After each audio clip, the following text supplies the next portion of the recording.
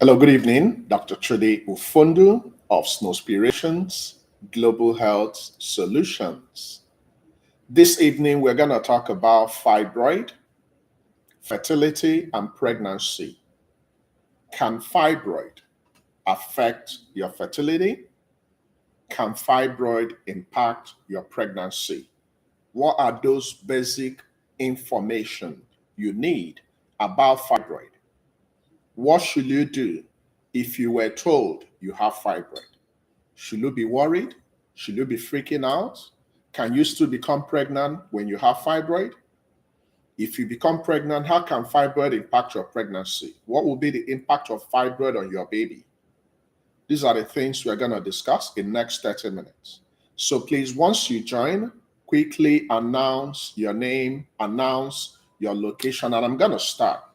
It's a very interesting and very important topic because if we take a sample of all women from African origin in their reproductive cycle, that means you're still within the period you can have your babies. The possibility you might have fibroid, it's very high. So if we take a sample of 10 women out there who are from African origin. So African origin means you might be from Nigeria, you might be from anywhere in Africa, but you might be living in any part of the world. The possibility that out of 10 women, we will have at least 4 with significant fibroid is very high. So it's a common thing. Okay? Now, we're going to discuss this evening is evidence-based. You're going to have fibroid. Possibility you have fibroid as we talk now is very high. Some women won't even know they have fibroid. We will discover them incidentally. So incidental findings means you're going for your well woman check and you used to have this little discomfort here and there. We ran our ultrasound and we discover you have fibroid. So majority of women will find out about their fibroid just by, just by chance. Now, the fact you have fibroid doesn't mean you can become pregnant. You still can become pregnant despite your fibroid, even when you have big fibroid. But the question is, if you know better, are you going to act better if you have a fibroid diagnosis? So if you're currently told you have fibroid, do you have enough information that will help you to have a very good outcome, that will help you to maximize your fertility? Because this is what we know. Some fibroids will impact your fertility. Some will not. So when we talk about fibroids, I want you to focus on this beautiful model for female reproductive system. There are principally 3 types of fibroids. The first one is what we call subserosal fibroid. This type of fibroid is seen on the body of the womb itself. This is the least type of fibroid that will impact your fertility. Now we have 2 other types of fibroid. These 2 are seen inside the womb proper. These are the 2 that might impact your fertility, especially the submucosal type. So inside the womb, we have 2 types of fibroid. One is called submucosal fibroid. This type of fibroid develops on the lining of the womb, and sometimes they can outgrow and encroach into the womb, and they can distort the cover of your womb, which is the endometrium, which is where your baby should implant. So of the 3 types of fibroid, the type that will impact your fertility more is submucosal fibroid. Now, the other type is intramural fibroid. So intramural fibroid and submucosal fibroid are the types of fibroid that will likely impact your fertility. It's likely. Some women might even have big fibroid. They can complete their family and they won't even know. Some women can have significantly, maybe moderately tiny fibroid, and it can give a lot of symptoms. So each woman has unique fibroid. So how your fibroid will deal with you will not be how the fibroid will deal with another lady. But you need to know the type of fibroid you have. So if you were told you have fibroid today, Don't just walk away. Ask your doctor, please give me the reports. Now, besides telling you the type, we are also interested in the size.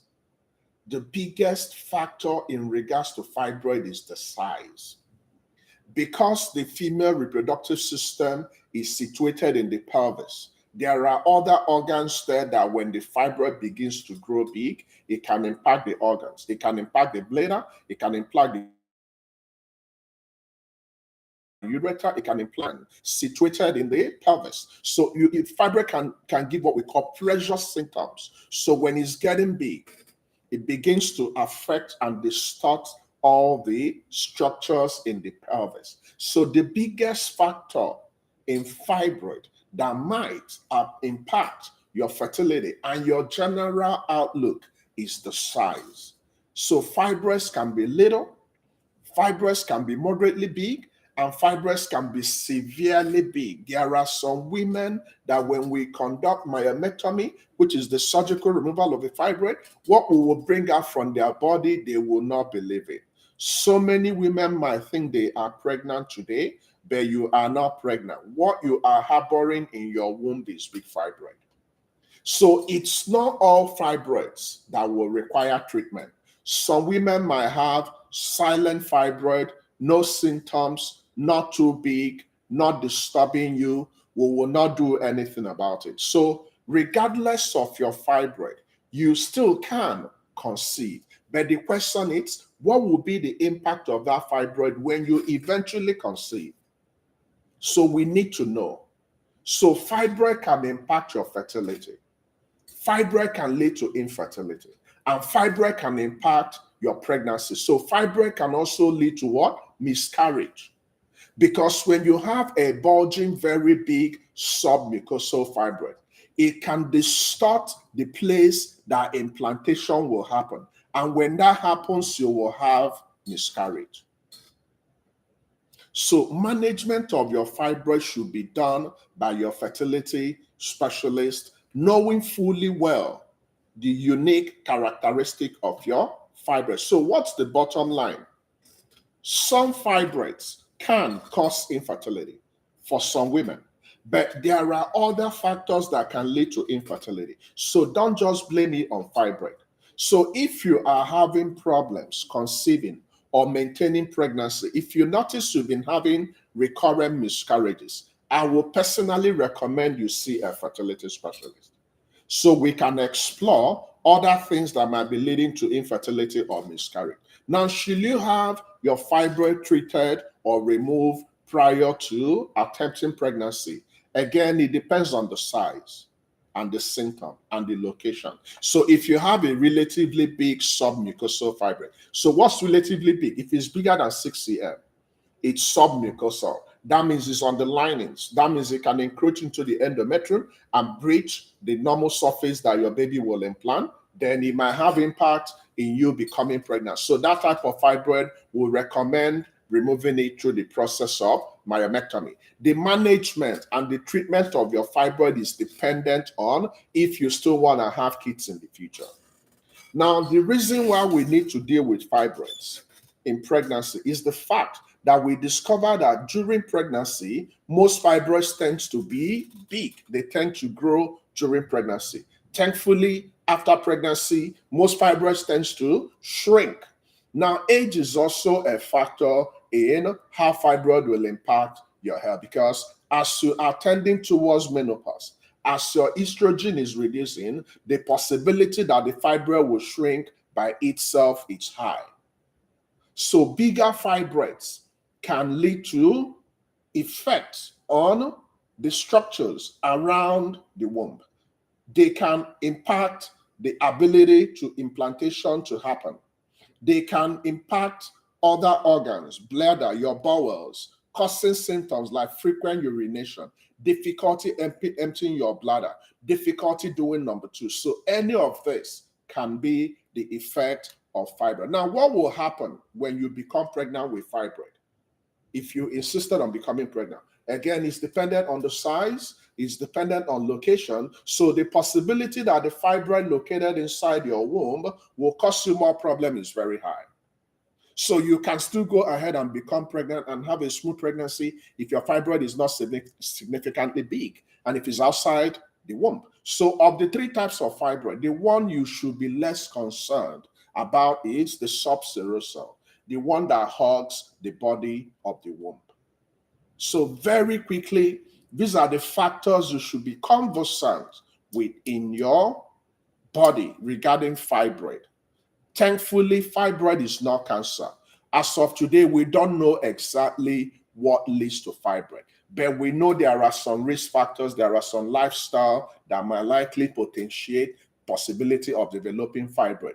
Unfortunately, some women might go for series of myomectomy because the problem is we have fibroid in different sizes. So you can remove the big one or the moderate one, then later the small one will become big. So, and some women can quickly have those smaller ones becoming big within a space of 2 years or 3 years, unfortunately. But thank God, lately there are different ways you can handle fibroid. Some women, we can give them drugs. Some women can go for surgery. Some women won't do nothing. So ability to manage your fibroid is dependent on what you want in life.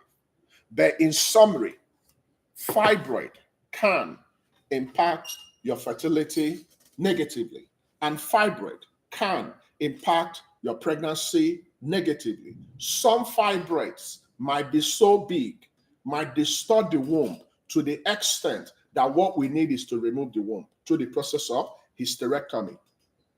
So what I will advise is to know the type of fibroid you have so we can determine the best management for you. Don't be afraid of fibroid. If fibroid is standing in the way of starting your family, please do something about it. Don't be so carefree and careless to become pregnant with a fibroid that will significantly lead to miscarriage. It's not wise. So if you are currently told you have fibroid, number one, I want you to ask your doctor, what type of fibroid do I have? Number two, what's the size? Number three, what about symptoms? So these are the three factors you should be worried about fibroid: type, size, and symptoms.